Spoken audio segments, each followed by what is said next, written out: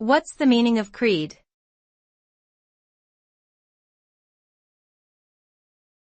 Creed.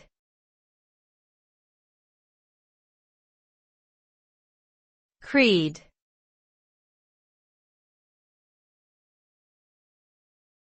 Creed.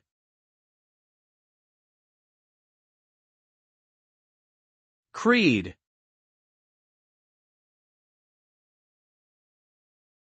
A creed is a set of beliefs or principles that guide a person's actions and worldview. It is a statement of faith or a declaration of a personal philosophy. Creeds can be religious, political, or social in nature, and they are often used as a way to define a group's identity and purpose.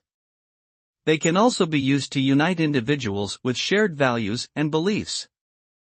Overall, creeds play an important role in shaping the way people think and behave, and they can have a significant impact on society as a whole.